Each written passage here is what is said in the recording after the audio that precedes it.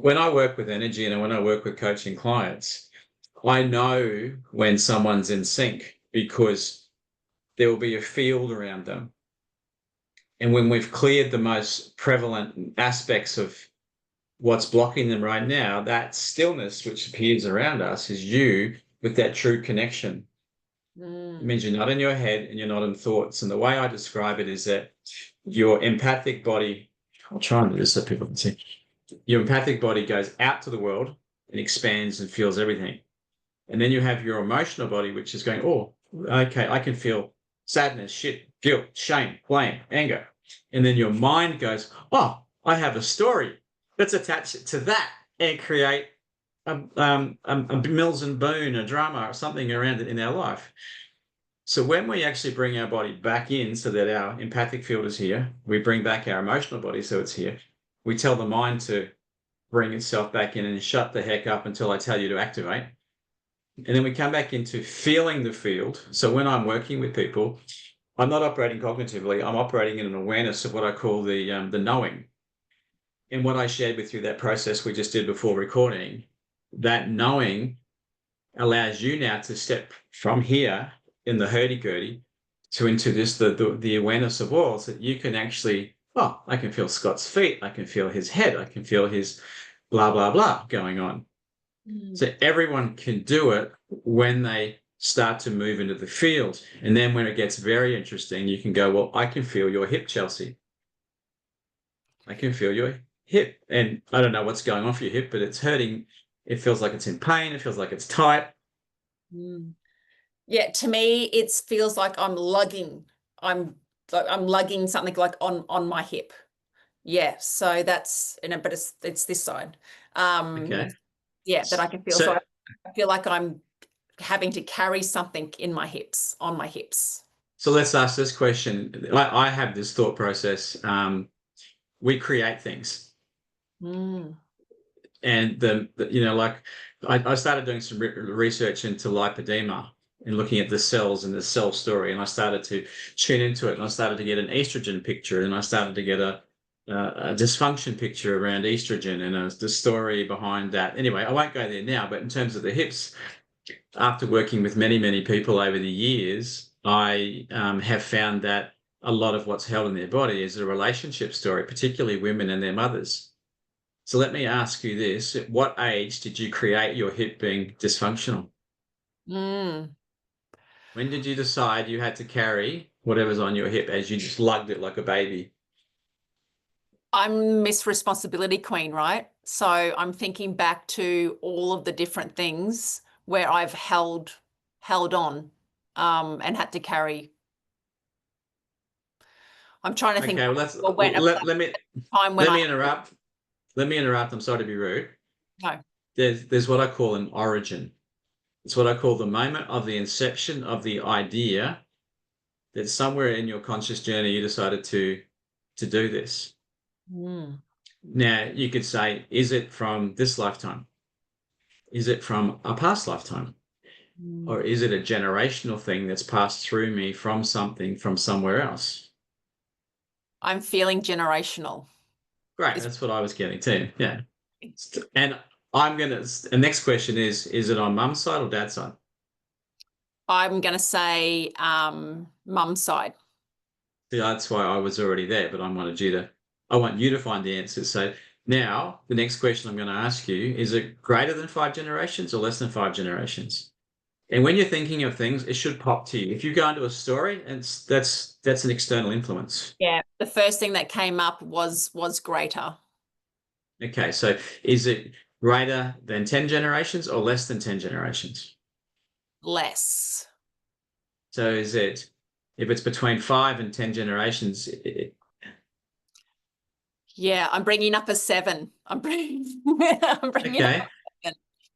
So I want you to take this. And 7s don't exist.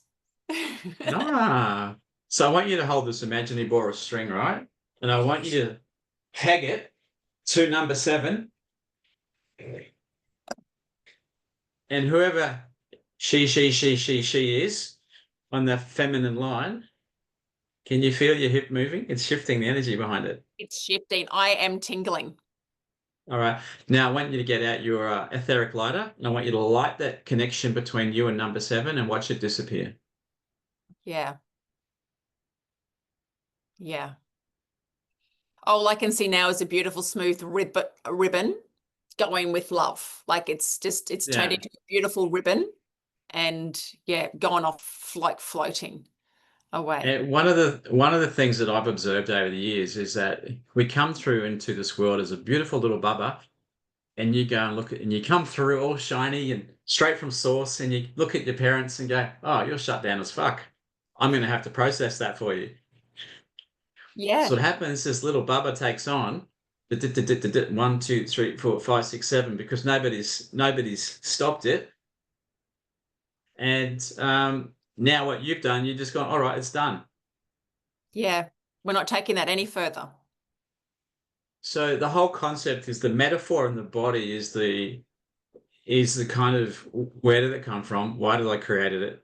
And is it mine? Mm. And typically 99% of what we hold in our bodies is inherited and processed from something else.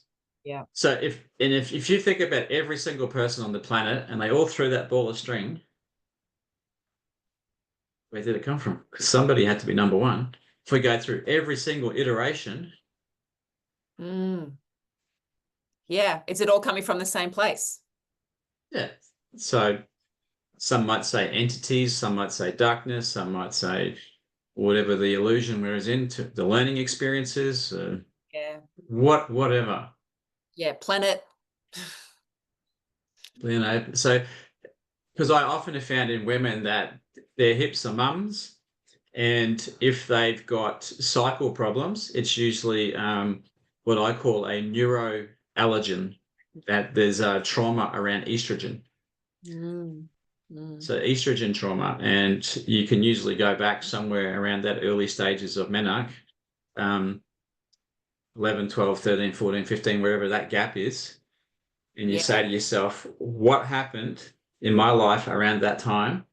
Yeah. And the stress or the emotions were so huge as you're producing estrogen for the first time in massive amounts. And somewhere in your body goes, estrogen bad. Yeah. And now all these women are afflicted by estrogen stories of PMT, PMTC, whatever, all these different conditions associated with elevated estrogen that could possibly just be a story connected to the trauma behind estrogen. Yeah. Yeah. The trauma behind the timing of estrogen, I should say, yeah. So like we're told that, well, like with lipedema, that there is a trauma. A lot of the time there is trauma attached to it. But what you're talking about now is it can be a past life, a generational hiccup, thread, belief that we've got that then can be, is it activated?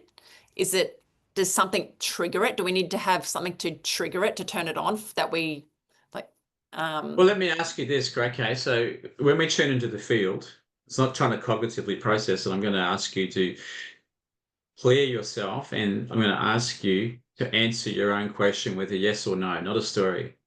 mm, Is it triggered from a generational, or is it triggered from this side through life? I reckon life.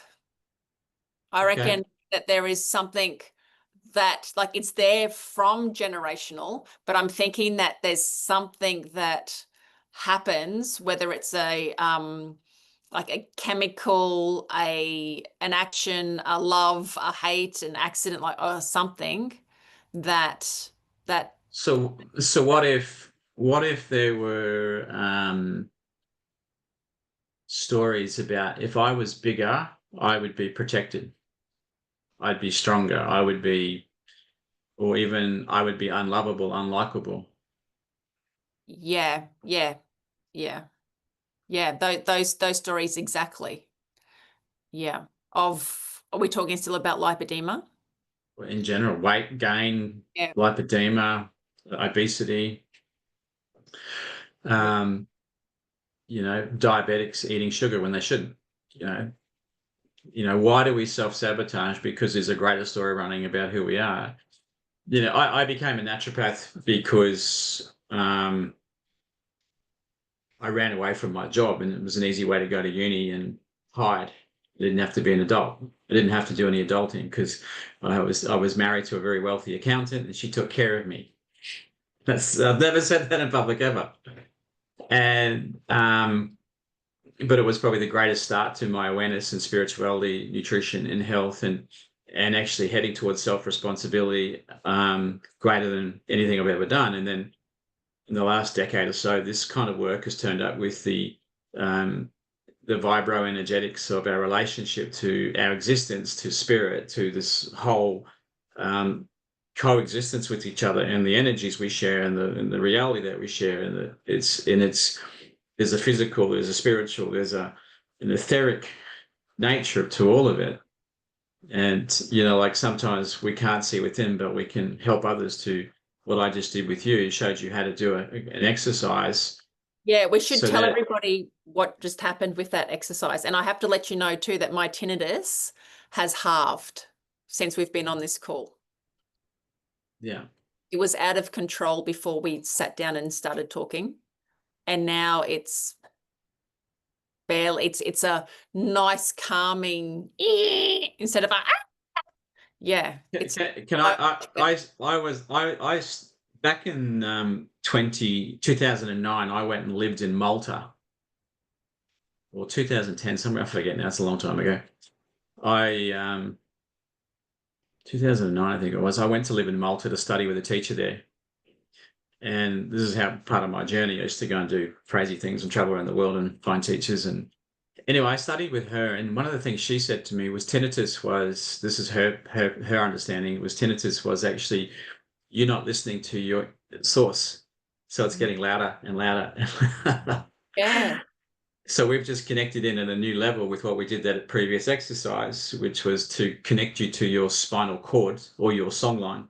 And now I spelt spinal cord spelled CHORD. Yeah.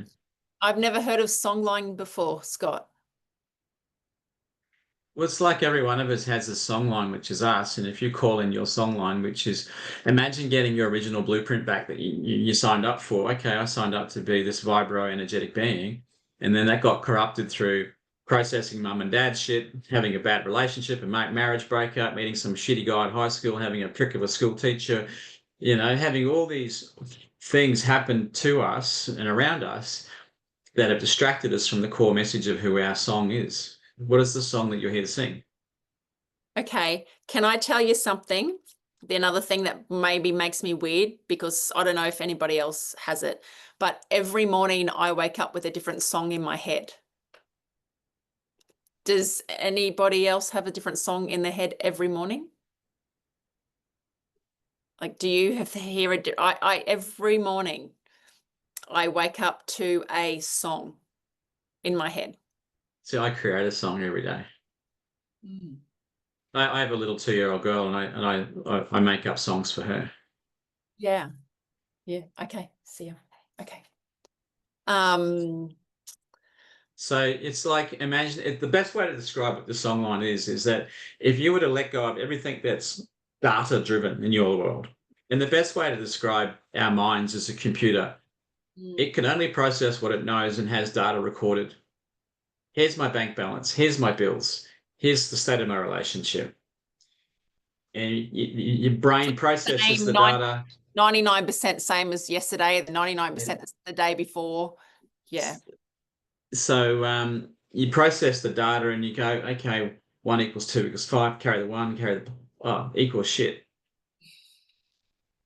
And you process it again and you worry about it some more and you process it and it equals shit. And you go, I don't know my way out of this. And the way out of this is switch this off. Remember I said before, collapse the energy field back in, bring the empathic nature in, bring the emotional body in, tell the mind to shut the F up. And I've said to my mind many times, I've got this. I'll tell you when I need you. I don't need you creating stories. Yeah.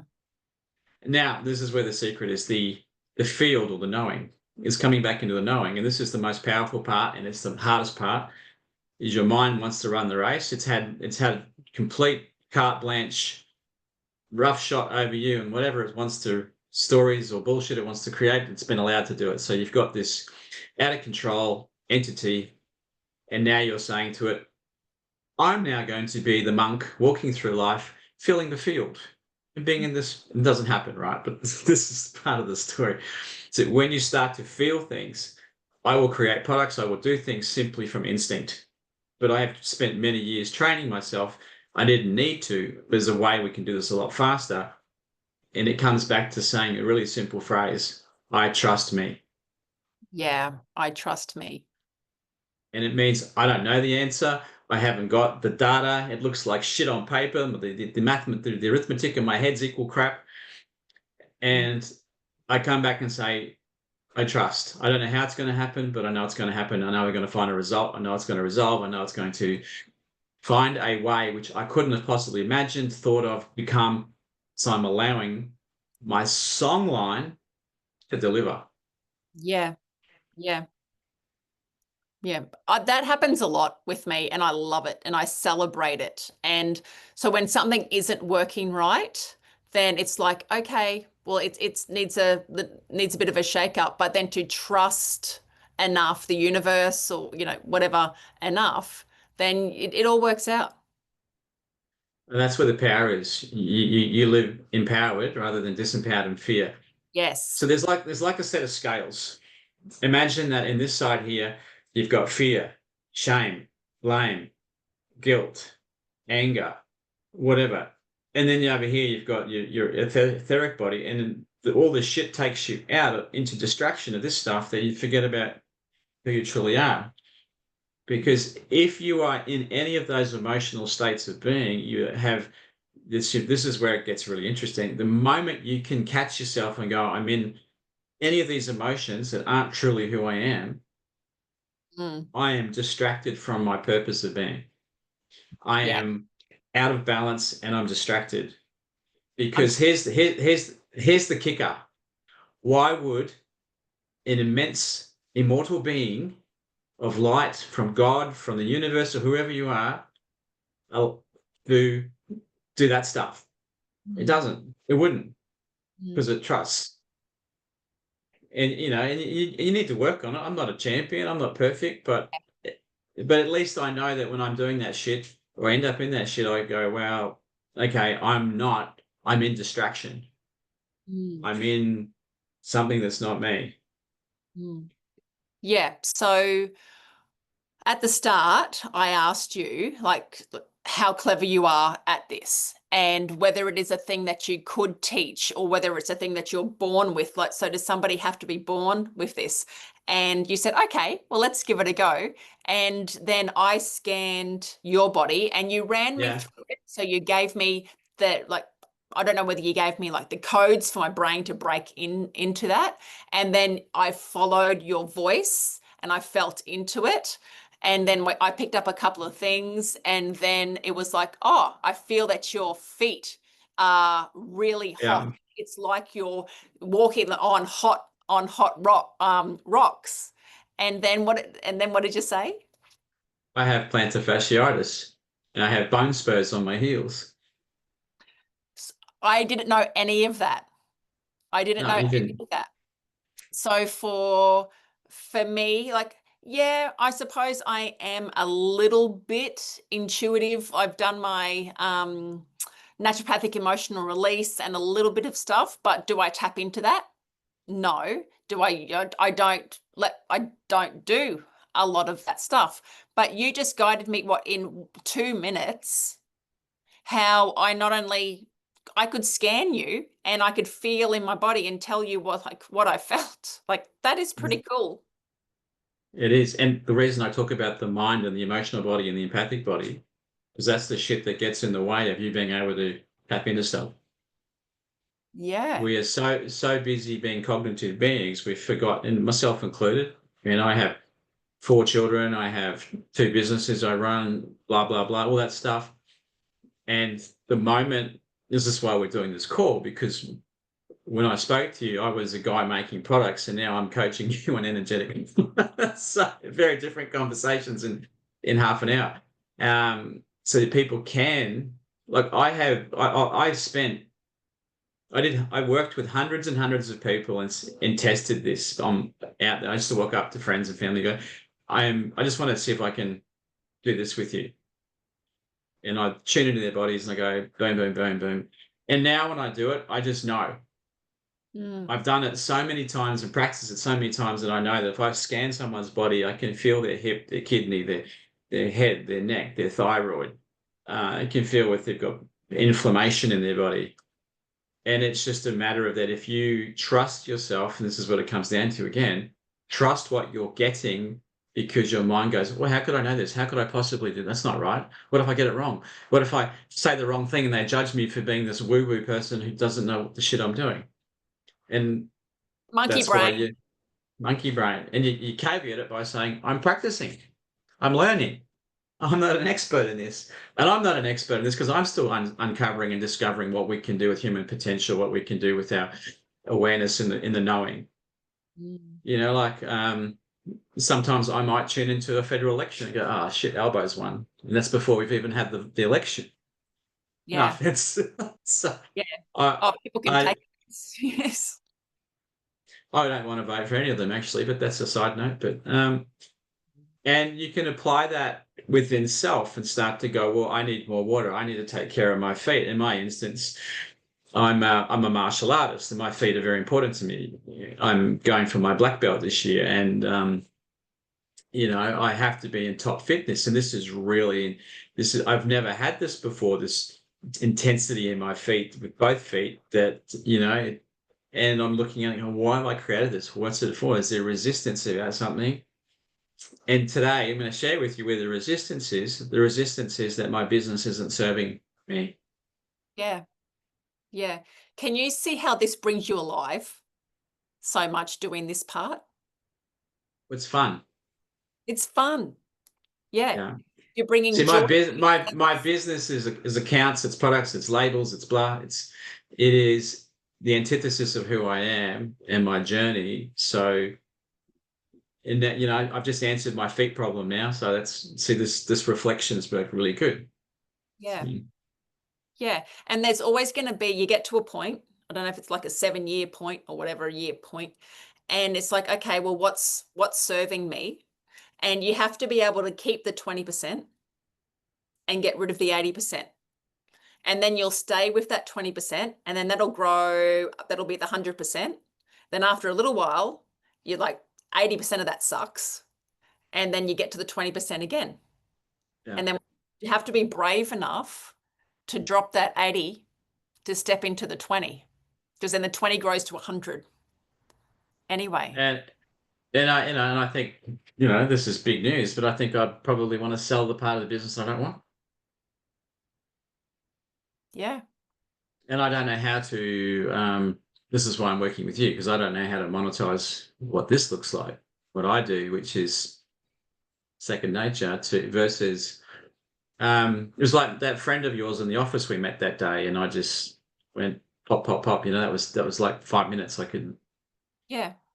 But so every time Margot Parker comes into the clinic, there is somebody here that she connects with who she needs to connect with. Oh, It wow. is like that she said on the day. She's like, Chelsey, every time that I come in to see you, there is somebody else here who has a message for her for her life. And you were there that day for her. Yeah. Nothing was planned.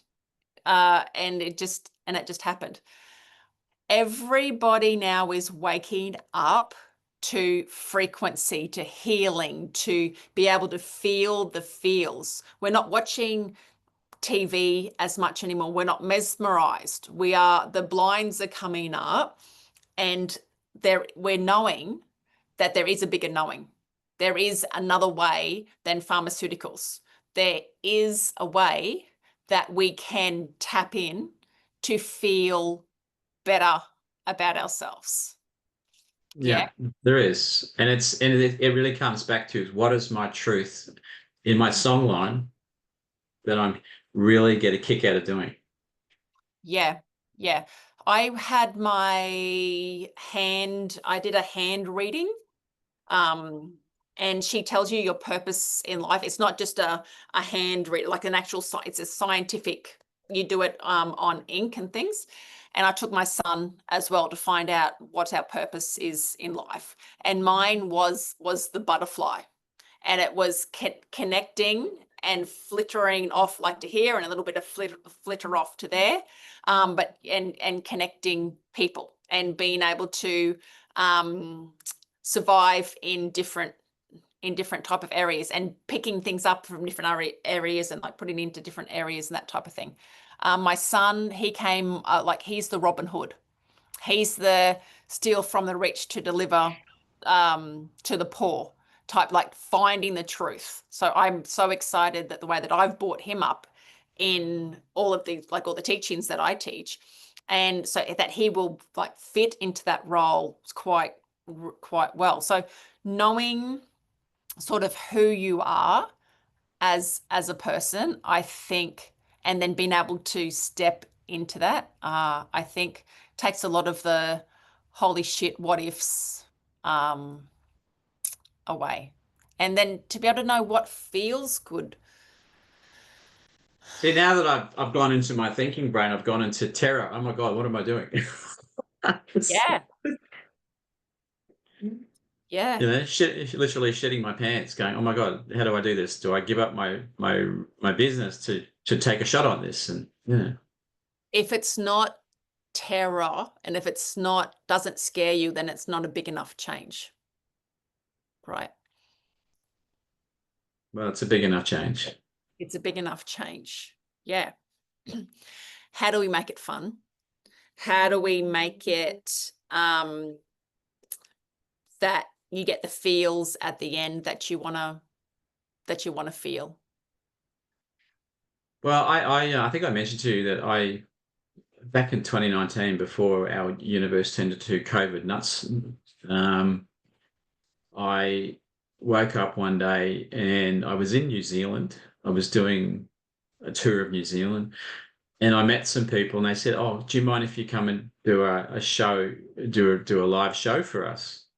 I've never done a live show.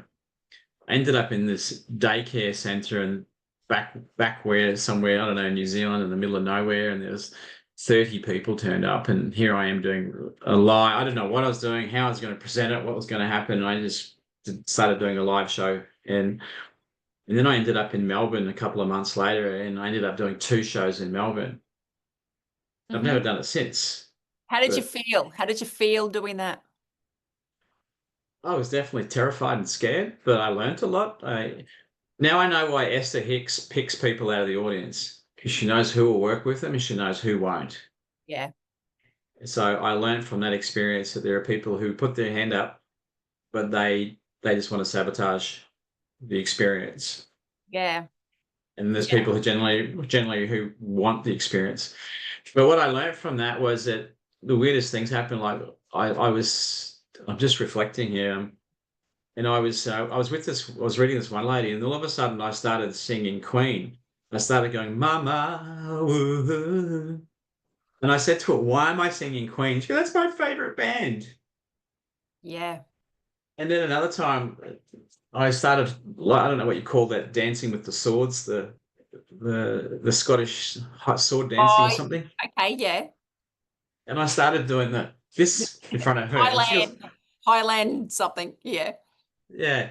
And I said to her, "What's that to you?" And she goes, "Oh, I used to do that as a child and I stopped doing it."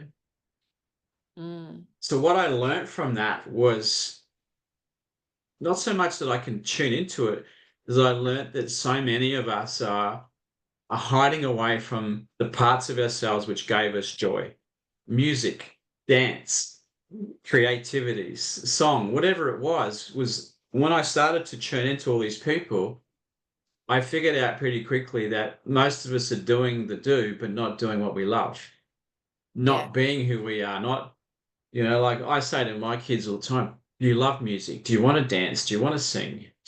What resonates with you?" Because, you don't have to go and get a job that's just because it pays the bills. You don't have to go and do work in dad's business. You don't have to go, I'd hate for anybody to take over my business. I'd love them to go and do something more interesting, unless that's what they wanted. Mm. So it really came to me that when you looked at people's state of health, the songline, the inheritance of messages, the I call them mirrors of identity that they've taken on, or personas that they've taken on to be in this world, plus the I can't do that, or I can't be that, or I can't have that anymore, was all put down and suppressed. That what we see is a facade of the true being with glimpses of its true magic.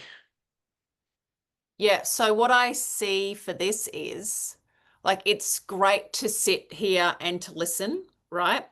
But because we are we're creatures of habits, we're going to take a bit of this in. We're going to go, oh, that's really cool. We're going to feel a little bit better. But then we're going to jump straight back into our, I do this and I do this and I do this. So what you need to create is do we do a retreat? Is it somewhere where we can, I don't want to say the word reprogram, but it has to be a series of, it can't just be a one chat, a one thing No. with you, right? It can't just be a one thing, because I want the change. I want to be connected. I love being like, my freedom, transformation, motivation, education, like all of my values is all that is all around freedom. And I know that the Illuminati, the governments of the world want to stop us from even thinking that we can be anything and do anything, because we have to be controlled. So I don't have a lot of rule. I hate rules and things. So I want to be my body, like I wanted to be doing, I need to be doing more of this. So, but I need to be reminded and coached through this. It's sort of like I need a bark collar. Chelsey, that zits me if I'm falling back into my, so I go, oh yeah, like that's right. I think you're absolutely right. And the reason I know that is because I've coached a lot of clients, and in between sessions, you could see there was gaps. So I used to do monthly coaching, then I brought it back to fortnightly, then I brought it back to weekly. And the single biggest thing I felt that people lost momentum was really remembering the core basics. And it's almost like, when you, for example, when we teach martial arts to new people, we teach them how to stand, how to hold their hands. And I've been doing martial arts since I was 12 years old, but this particular martial art I've only been doing a year.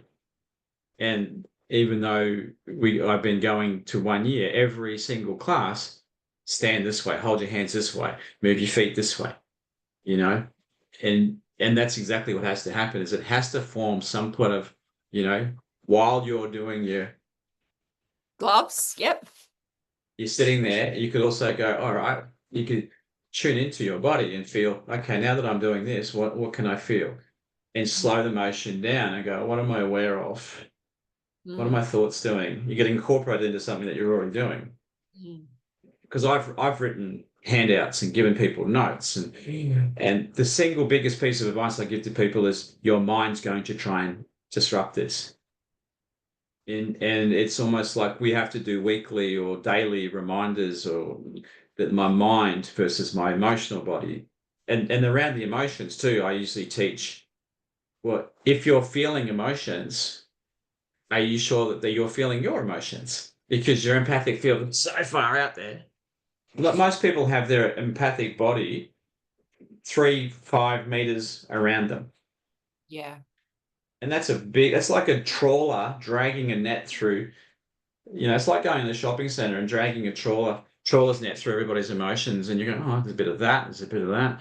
I feel shit today. I feel a bit of anxiety. I feel a bit of fear. I feel a bit sad. And if you bring your body back in and go, well, that's actually not my shit to deal with. Yeah. So is It's that like like us. the chakras? Is that so? Can you be having different levels of, so you could be putting like, you could be feeling really sexy, and it can be like your sex chakra is just like out there, and it's like woo. But otherwise, you can have it like closed completely off, and you could have your, I don't know, your throat chakra, and the people like, oh, I don't want to go near her. She's going to yell at me. So is there different Well, levels of, that's projection. There's projection of your energies outward, and then there's the receiving. I'm primarily referring to what we're receiving. okay. So we are like a radio station or a TV station that's transmitting, and our TVs can receive whatever we tune into. Our radios can receive whatever we can tune into.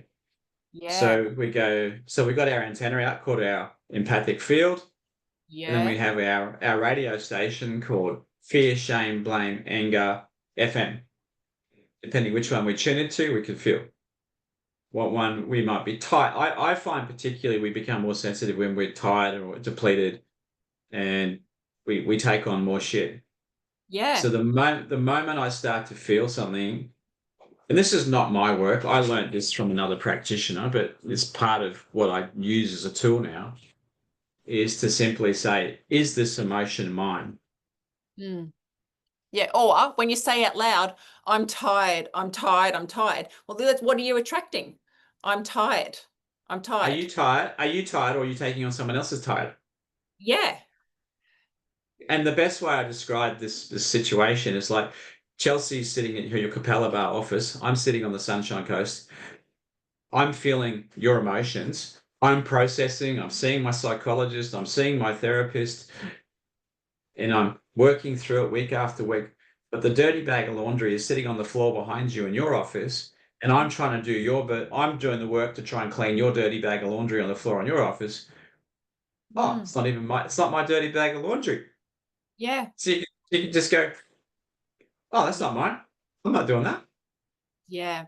Yeah. And that gets back to my bowl story. It's like, what are you carrying when you're picking up other people's shit into your bowl because you can, and if they're not dealing with their own laundry, then they're going to get stinkier and stinkier when they should just learn from the first pair of dirty socks. Yeah. Yeah. Yeah. And usually we're processing family members, parents. Parents are big, always parents. We're carrying our parents' load. Yeah. And this it's quite often that I'll talk to people and I'll go, are you a different person when you're with your parents? Mm. Mm. Because you hear conversations that go on all the time. I can't tell mum that. I can't talk to her that way. I can't be that way because it's just going to end up in conflict. Uh-huh. Are you reading my mind? Well, I already feel it, so that's why I know. And the best way I describe that is that when we are truly connected, we can see each other. Yeah. And if you meet someone who instantly hates you, that's because they know you can see all their shit and you Mm. can feel it. And their shame story comes up or their anger story comes up about what they're holding in their body that they don't want you to see. And they know that you could probably help them. And then parents are the same. The parents know that you're simply a really powerful, amazing human being, and they have to try and control and manage who you are so that they can function without having to deal with their shit. Because they've managed to get this far without having to do a damn thing. Look at themselves. And I'm talking about my father in particular, and if he ever saw this, he'd cringed and he'd absolutely never talk to me again. And that's kind of part of the story we're dealing with, was we're dealing with these reflections and mirrors of all of our trapped and hidden stories and things within us that aren't even true.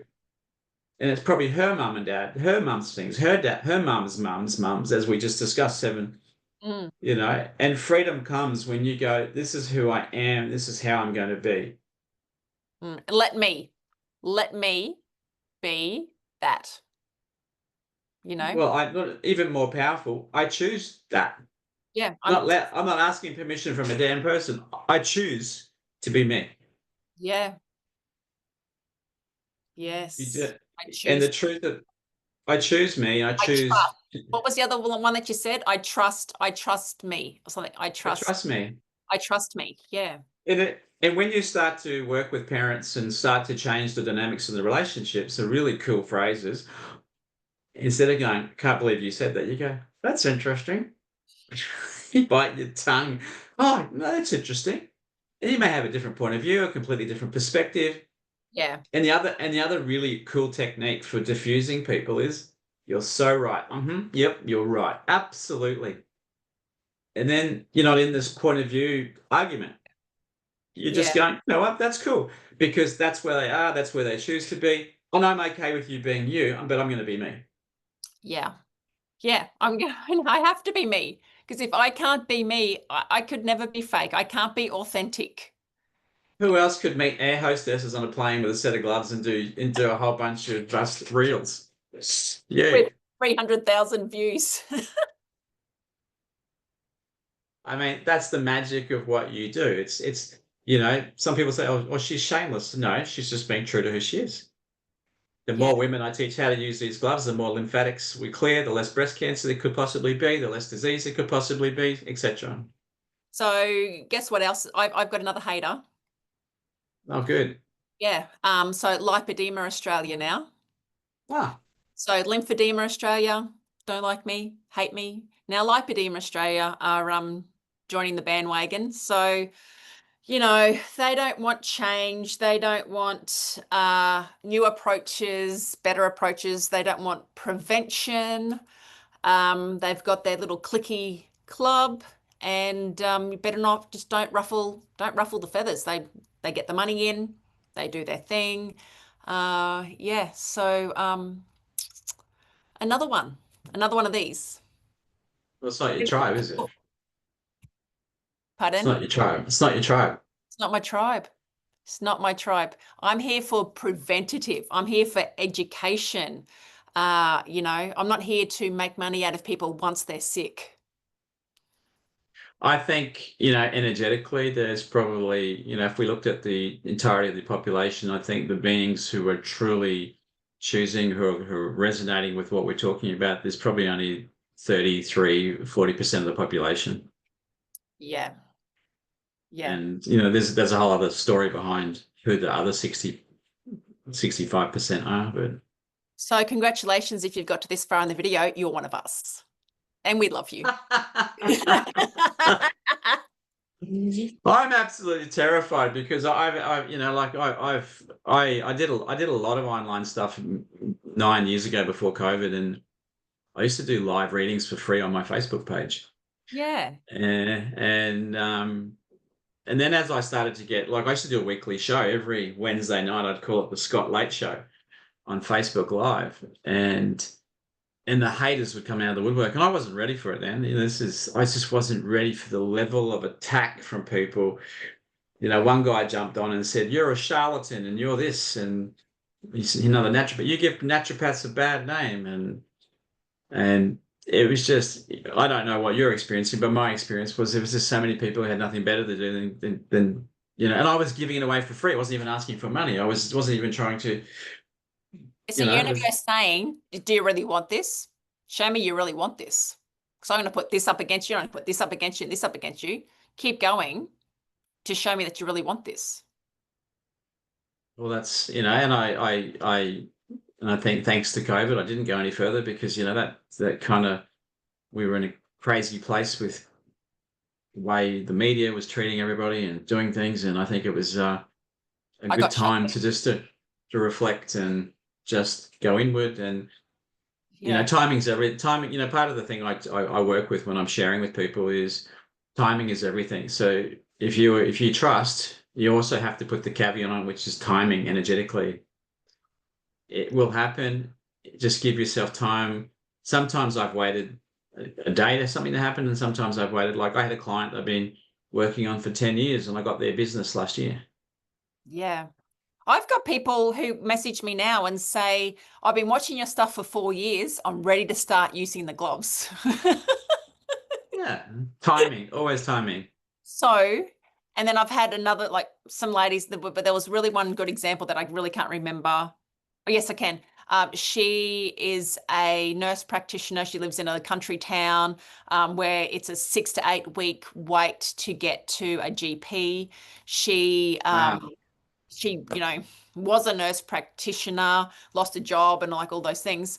And she's now she's signed up. She's going to do my lymphatics course, like you're doing the course in July. She's going to do the course. So the question I ask myself is, has it been worth me the reels, the education, the turning up, the being real for her now, for watching me for 4 years, for her now to come and to be able to add lymphatics to what she's doing so she can help a whole bloody community that doesn't have any help? It's a fuck yes. Yeah. Yes. I mean, I've looked at that approach, but I went into fear back then. Yeah. Like I used to use this the lighthouse approach. If I don't stand on the cliff face and shine my light, all the people in the boats down below looking to find the shore won't find me. Wanting to find a different approach or a different perspective won't find me unless I stand on the top of that mountain and shine the light out. Mm, yeah. But people are drawn too. Like, I don't even know. How did you find me? Through a friend of mine, Through a Alyssa. friend. Yeah. Through Alyssa. Yeah, that's right.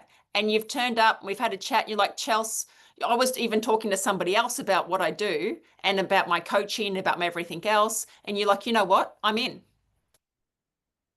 I'm in. And I didn't even know you did coaching until I walked in your office. yeah, yeah. And you And talk I'm so about glad that timing. you did. Yeah. If you want to talk about timing, she's mentioned mentioned you to me half a dozen times over the last 4 or 5 years. Mm, So timing's everything, right? yeah. Yeah. All right. We're going to have to finish it up now for episode 1 of the Chelsey and Scott show. Stay tuned. There he is.